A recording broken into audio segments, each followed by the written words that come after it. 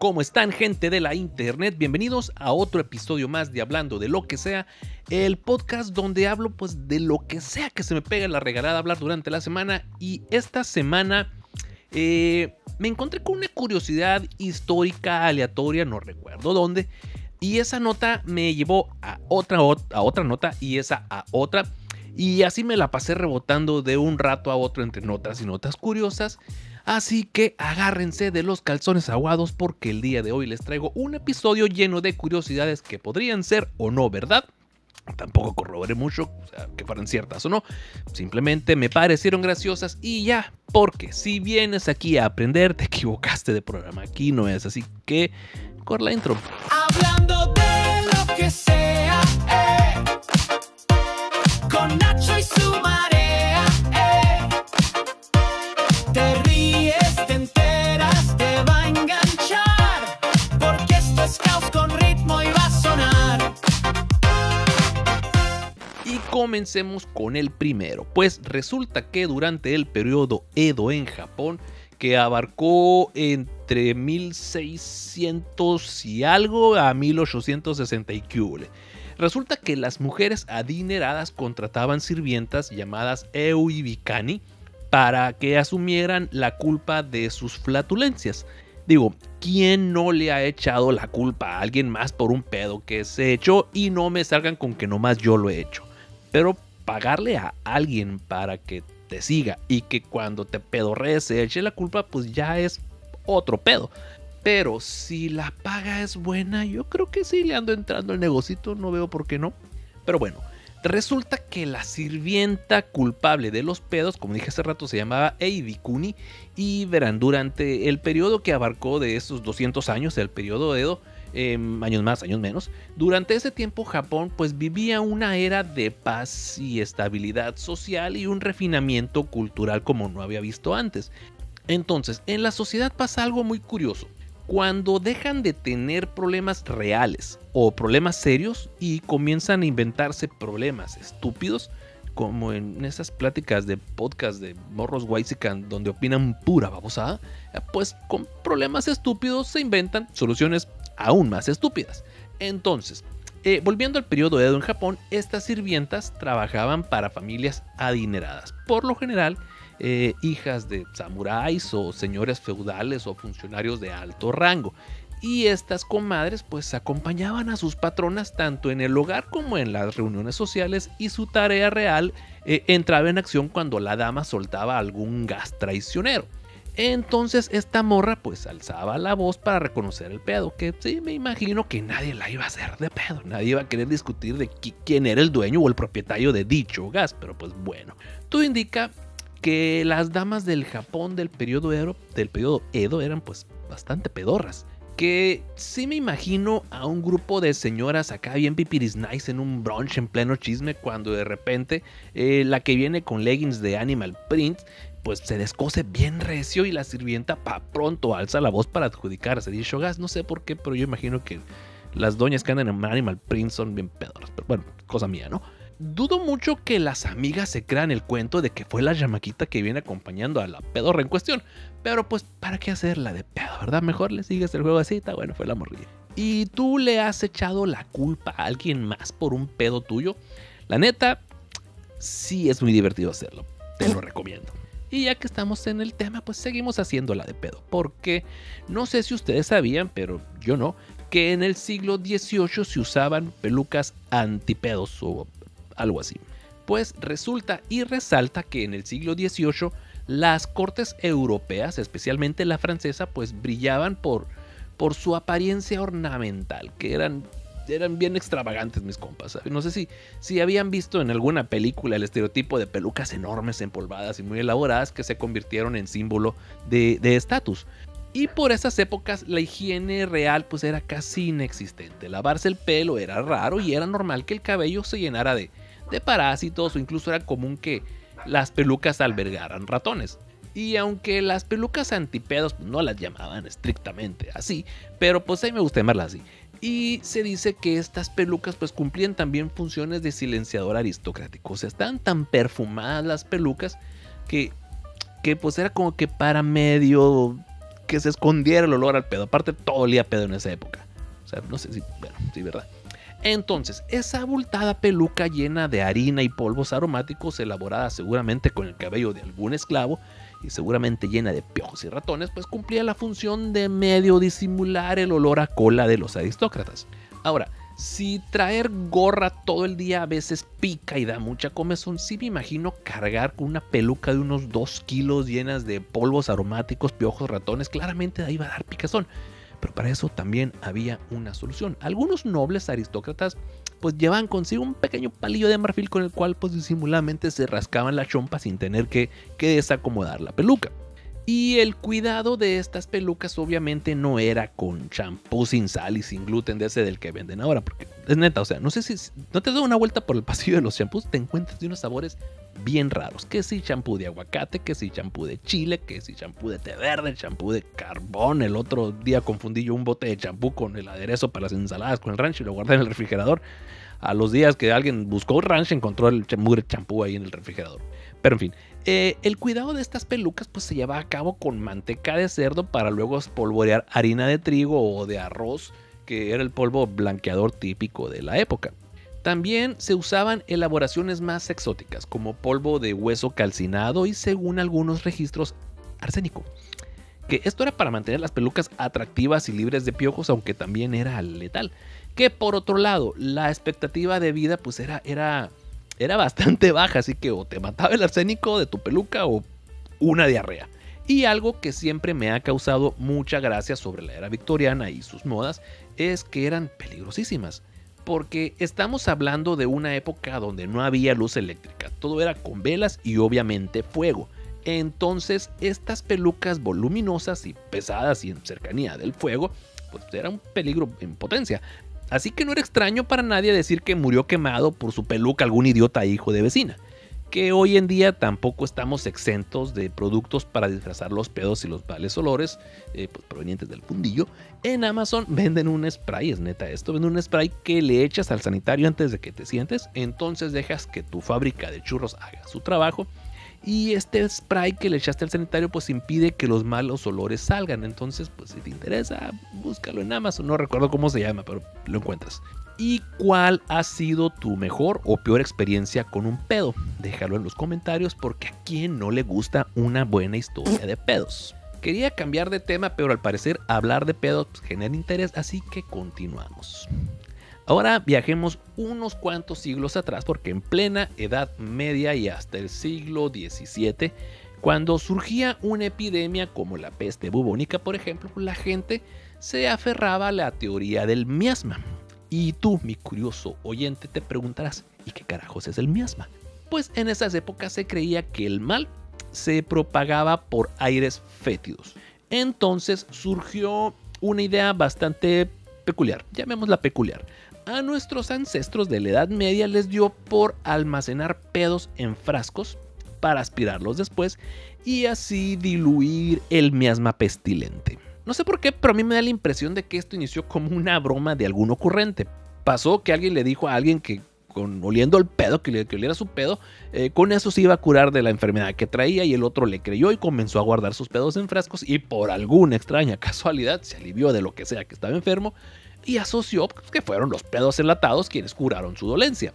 Y cuando menos pensaron, pues la noticia ya se había propagado por todos lados y ahora todo el mundo andaba oliendo sus propias flatulencias enlatadas para aliviarse. Todavía durante la peste de Londres de 1665 y 66 se decía que se tenían que guardar pedos en un tarro para que cuando la peste apareciera y que tenían que abrirlos y respirar un buen soplido de esta flatulencia. Obviamente hoy podríamos considerar esta práctica absurda, pero también estoy seguro que si alguien en TikTok se vuelve viral haciendo esto, vamos a tener a un montón de gente olfateando sus propios pedos. La neta no me iba a extrañar, no me iba a sorprender que la próxima semana se vuelve tendencia este pedo y andar guardando ahora sí que los pedos en un topper para olerlos antes de dormir y ya con esto que vas a desintoxicarte, una jalada así. Aunque en su momento también tenía un poco de sentido, ya que esto se basaba en la idea de lo semejante cura lo semejante. O sea, si crees en la homeopatía, seguramente si hubieras vivido en esta época también hubieras olido tus pedos. No nos hagamos. Porque siguiendo esta lógica, la peste se transmitía por aire fétido. Entonces, inhalar otro olor repugnante como el de los pedos, pues se creía que neutralizaba el peligro. Sumado al tipo de dieta que llevaban en aquel entonces, yo creo que sí era un olor bastante violento. Obviamente no funcionaba esto, pero pues estas medidas traían un poco de consuelo psicológico a gente que estaba aterrorizada y enferma, ya que las prácticas sanitarias y de medicina pues eran bastante rústicas, por no decir inexistentes, pues la idea era probar de todo y a ver qué te curaba. Pero ahora sí, dejemos de lado la pedorrera y cambiemos de tema. Seguramente habrán notado que a los niños de hoy los visten muy diferentes de a cómo nos vestían a nosotros de niños. Muchas mamás pues se preocupan de que el conjunto que trae el chamaquito sea a la moda y que anden vestidos como si salieran de una revista los plebitos. En cambio pues muchos de nosotros cuando éramos niños pues digamos que no teníamos concepto de la moda, o por lo menos hablando desde mi persona, era vestirse con lo primero que te encontrabas. Y sí, sí, a veces nos pasábamos de lanza con la elección de ropa, que ahora que lo pienso, yo creo que mi madre nos dejaba hacer eso esperando que recibiéramos un poco de carrilla o lo que se le conoce como bullying hoy en día, pues para que aprendiéramos una lección a partir de la vergüenza. No lo dudo ni tantito, conociendo a mi mamá. Pero en fin, resulta que en el siglo XIX se puso muy de moda que a los bebés se les pusiera un pequeño corsé. Y si no sabes a lo que me refiero con un corsé, pues era esa prenda de moda que se usaba hace muchos años, el cual se ajustaba con unas correas a la espalda para que las mujeres se vieran más acinturadas, que a veces sí se pasaban de lanza y causaban que las pobres mujeres pues no pudieran ni respirar. Pero bueno, hubo una época donde desde el nacimiento se les ponían unos pequeños corsés desde la cuna y se colocaban a los bebés, niños y niñas por igual, una especie de corsé infantil, una prenda similar al corsé pero sin varilla rígida en los más pequeños, pero que estaba diseñada para pues sujetar el abdomen y las plaquitas blandas del cuerpo, incluso un soporte así superior, como que aquí no se discriminaba, niños, niñas, todos. A los 9-10 meses evolucionaba a una especie de corsé semirrígido que continuaba su uso hasta la infancia, ya entrados los 7 u 8 años, y ya después se planteaba pues que usaran un corsé completo. Y bueno, ¿por qué le ponían estas cosas a los bebés? A lo mejor no te estarás preguntando, pero de todos modos te lo voy a decir. Pues resulta que se creía que el cuerpo infantil era demasiado blando y que necesitaba una especie de soporte desde pequeños, como cargaban a la pobre criatura y pues como no podía levantar ni la cabeza, se decían como que se siente aguadito el plebito, ¿no? Y de nuevo, como dije hace rato, pues problemas estúpidos, soluciones más estúpidas. También se pensaba que esto protegía al ombligo y reducía los cólicos, aunque no hay evidencia médica que respalde esto obviamente, pero sobre todo era podríamos llamar entrenamiento para que niñas y adolescentes se acostumbraran a modelar su silueta con corsés rígidos, que siempre me he preguntado, las gorditas de esa época también usaban corsé. O sea, no es mal pedo, sí es una pregunta real. O sea, ¿cómo? ¿Y para qué? Pero bueno, no voy a empezar a divagar, no me voy a meter en ese tema. Entonces, cuando nacían los chamaquitos, al parecer en esa época pensaban que salían demasiado blanditos. Así que le pedían un corsé algo flexible, después al crecer se le cambiaba por uno más rígido y ya en la adolescencia, sobre todo a las mujeres, se les cambiaba por el corsé definitivo que hacía resaltar sus nadas falsas curvas. Que me imagino que desamarrar una de esas cosas era una actividad de riesgo, porque imagínate que se te suelte una de las cuerdas y que te meta tremendo chicotazo. Para mí, que ese pedo de los corsés en los niños fue un pedo de los padrecitos de las iglesias de esa época. Se crean, es broma. Obviamente esto trajo problemas en los huesos y músculos de los infantes de esa época. Y se descubrió esto en estudios de esqueletos de niños de la época, donde se notaba una deformación en la columna y en las costillas. Y también se encontraron atrofias en el crecimiento de estos morrillos a causa pues, de este corsé que les ponían. Que viéndolo desde otro lado también es una forma de descubrir desde muy pequeños cuando a alguien le encanta ese pedo del sadomasoquismo. Sí, lo imagino y así de, a ver, apriétalo otro poquito más. Por favor, otro poquito. Ahí está. Ahora, siguiendo con cosas igual de raras, no sé si ya habrán leído o se habrán enterado de que en el año 1518 hubo una epidemia de baile en Estrasburgo, Francia. Y sé que suena a primicia de sketches de comedia chafa del Canal de las Estrellas, pero sí pasó. Verás, te platico. Aunque pareciera que estoy hablando de TikTok durante la pandemia, que todo el mundo se la pasaba haciendo bailecitos raros, pero no. Prepárate para una de esas historias que parecen sacadas de una borrachera colectiva o de un mal trip de hongos medievales. Vámonos a Estrasburgo, Francia, en pleno verano de 1518, donde ocurrió algo tan absurdo como mortal. Una epidemia de baile. Gente bailando sin parar hasta morir. Básicamente era como una fiesta de quinceañera de rancho con el tío amanecido tirado en medio del terregal de tanto pistear y bailar toda la noche. Todo empezó cuando una mujer llamada Frau Trofea, ni idea de cómo se pronuncia, pero sí se va a llamar, que quizás esta comadre solo estaba harta de la vida y quería inventar el reggaetón 500 años antes, salió a la calle un día y empezó a bailar sin razón aparente. Y no era una danza elegante ni artística, era más bien un perreo posesionado, sin música, sin coreografía, sin descanso, y no paraba. Dicen que bailó por días. Y como la estupidez y el miedo se contagian, pronto se le unieron al rato 30 personas, luego 100 y luego 400 pelados. Todo esto sin TikTok, sin DJ, sin drogas, bueno, drogas tal vez, pero de las medievales. Y lo más perturbador de esto es que no podían parar. Bailaron hasta caer al suelo exhaustos, sangrando por los pies, convulsionando. Incluso hubo quienes murieron. De verdad, se cree que hubo muertes por infartos, derrames cerebrales o puro agotamiento extremo. Ahora, ¿te imaginas a alguien diciendo a la esposa que Juanito murió bailando? O sea, ¿cómo lo explicas en el velorio? ¿Qué le pones en el epitafio? ¿Y de qué murió? Oiga, no me vas a creer. Ahora, ¿qué hicieron las autoridades? ¿Encerrarlos? ¿Exorcizarlos? ¿Llamar a los ángeles azules? Pues más o menos. Su brillante solución fue poner músicos. Sí, los médicos de la época dijeron, la sangre está caliente, hay que dejar que se enfríe, que sigan bailando. Así que las autoridades de la época contrataban bandas para que los afectados pudieran liberar el calor al ritmo de la flauta medieval, porque bailar solos en la calle sin música se miraba raro. Spoiler, nomás se empeoró todo. Más música, más gente se contagiaba al frenesí rítmico, o sea, crearon el primer rave letal de la historia. Al final, ya desesperados, prohibieron el baile. Dijeron, ya, estuvo bueno, ya. No, que no es ridículo. Y enviaron a los bailarines sobrevivientes a hacer una peregrinación al santuario de San Vitus, que es el patrón de los poseídos por la danza. No sabía que existía este vato.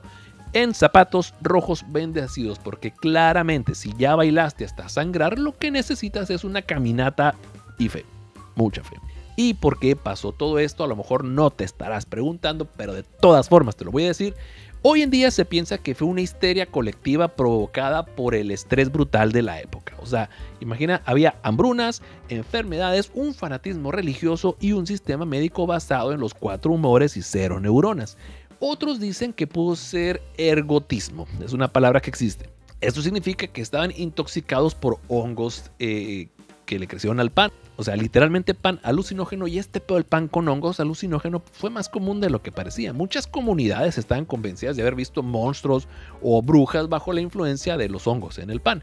Pero eso no explicaría por qué bailaban como si fueran extras de vaselina. Ahora viajemos a Suecia del siglo XVIII, un lugar frío, elegante y con un rey al que el café le caía tan mal que prácticamente quería cancelarlo antes de que eso se pusiera de moda. Este personaje es Gustavo III, rey de Suecia, y no tenía problemas de insomnio ni ansiedad por la cafeína. Lo suyo era algo más profundo. Este fulano estaba convencido de que el café era venenoso, como si fuera una sustancia maldita que volvía a la gente enferma, débil, nerviosa, con palpitaciones. O sea, sí es lo que te pasa cuando te tomas 6 expresos sin desayunar. O sea, muy errado tampoco estaba. Pero el compa Gustavo no se quedó solo con la opinión. No. Él quería demostrar científicamente que el café era letal. ¿Cómo? Con un experimento tan absurdo como brillante a su manera. Resulta que en la cárcel había 2 gemelos condenados a muertes, idénticos. Una de esas rarezas que te manda la historia como regalo. Y a Gustavo se le prendió el foco y los indultó, pero con una condición muy específica y bastante rara. Uno tenía que tomar 3 tazas de café al día por el resto de su vida y el otro 3 tazas de té también todos los días. Y así, como si fuera un reality show del siglo XVIII, pues comenzó el primer ensayo clínico documentado en Suecia, pero con solo 2 participantes, 0 ética y muchas ganas de tener la razón. A estos prisioneros los supervisaban 2 médicos reales que anotaban cada sorbo, cada eructo, cada pedo, cada posible arritmia. ¿Y cuál era el objetivo de esto? Pues ver quién se moría primero y con qué bebida en la panza, porque claro, la ciencia del siglo XVIII era eso, sobrevivir tomando café o té a la de a huevo. Y la historia da un giro bastante cómico y trágico a la vez. Primero, los 2 médicos encargados del estudio murieron. Después, el propio rey Gustavo fue asesinado en 1792 durante un baile de máscaras. Muy dramático todo el pedo. Y los gemelos pues seguían vivos. Al final, el gemelo que tomaba té murió primero, a la muy temprana edad de los 83 años. Y el que tomaba café, pues nadie sabe con certeza cuándo murió, pero vivió más que su hermano, más que el rey, más que los médicos, así que punto para el café. Gustavo III murió sin poder prohibir completamente el café, pero sus políticas siguieron fastidiando a los suecos por un rato. Hubo impuestos, restricciones, tasas confiscadas, incluso penas por tomar café en público. Pero como un buen plot twist histórico, hoy Suecia es uno de los países que más café consume en el mundo. Se inventaron hasta el concepto de fika, que es básicamente decir, voy a tomarme un café con algo dulce porque lo merezco. Fíjate, no sabía que había una palabra que definiera el tomar café con un pancito dulce. ¿Ustedes cómo le dicen? ¿Pancito? ¿Panecito? Una vez un compa me hizo esa pregunta en una panadería y es fecha que no me decido. Saludos, gente. Y ya para cerrar el episodio de hoy, la historia está llena de batallas épicas. Tenemos a Austerlitz, Waterloo, Trafalgar, pero hay una que muy pocos recuerdan quizás por lo absurdo que fue. La gran emboscada de los conejos. Así es, Napoleón Bonaparte, emperador de Francia, genio militar, fue una vez humillado por una banda de peluditos de orejas largas. Todo esto ocurrió en 1807, justo después de que Napoleón firmara los tratados de Tilsit con Rusia. Era un momento de celebración y se le ocurrió que una buena manera de conmemorar su victoria era con una cacería de conejos. Y para ello su jefe de gabinete, Alexander Berthier, organizó un evento privado, alquiló un terrenote, mandó traer comida, bebidas y, por supuesto, 3,000 conejos más o menos. Pero aquí viene el error que lo cambiaría todo. En vez de conseguir liebres salvajes para que Napoleón y su séquito los persiguieran por todo el terreno como los dioses del Olimpo a punta de escopetazos, consiguieron conejos domesticados. Conejitos que estaban más acostumbrados a recibir zanahorias que a correr por su vida. Entonces, cuando soltaron a los 3,000 conejos, estos no huyeron, avanzaron. Y como si fueran parte de una ofensiva militar perfectamente coordinada, los conejos empezaron a rodear a Napoleón y a sus hombres, y algunos testigos contaron que los flanquearon como un ejército, mientras otros se subían al carruaje imperial intentando meterse por todos lados, pues buscando comida. Y los soldados intentaron pues ahuyentarlo a patadas, con bastones, con las pistolas, incluso pues algunos salieron corriendo, pero pues los conejos no se rajaban. Y Napoleón, pues bien sacado de pedo, tuvo que retirarse, literal, se subió a su carruaje y se fue huyendo de ahí, dijo, ahí nos vemos. Terminó derrotado por un ejército de bolas de pelos que no pesaban más de 1 kilo cada uno. Y lo mejor de todo es que esto sí pasó. Se documenta en fuentes históricas como las memorias del varón, no me acuerdo cómo se pide este vato, de un varón Thibault o algo así. Y aunque algunos piensan que fue exagerado o una broma de mal gusto contra Berthier, todo indica que al menos una parte del evento sí fue real.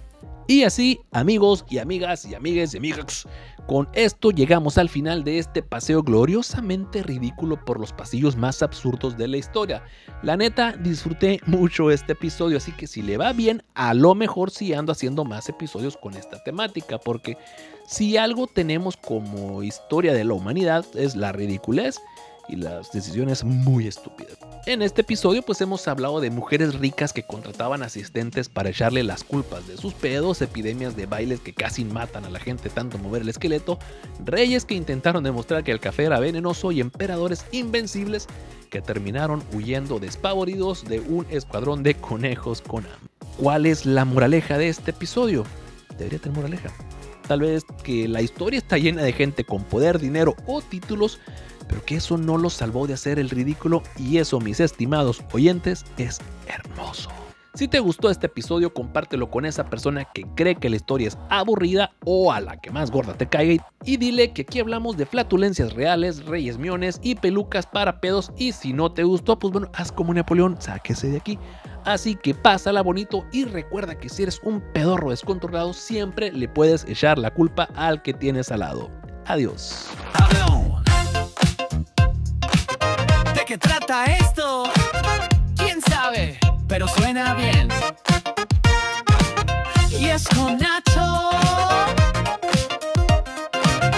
Así que dale play.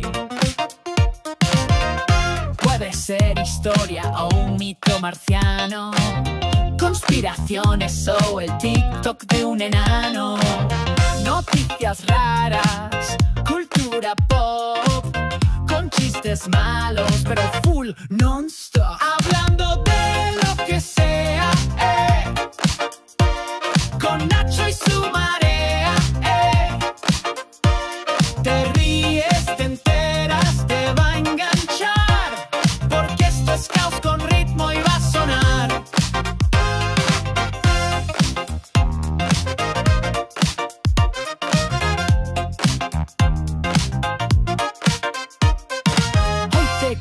De un papá ninja, mañana de un gato que predice la ruina. No hay libreto, no hay censura, solo humor y algo de locura. No es periodismo, es entretenimiento salvaje. Un micrófono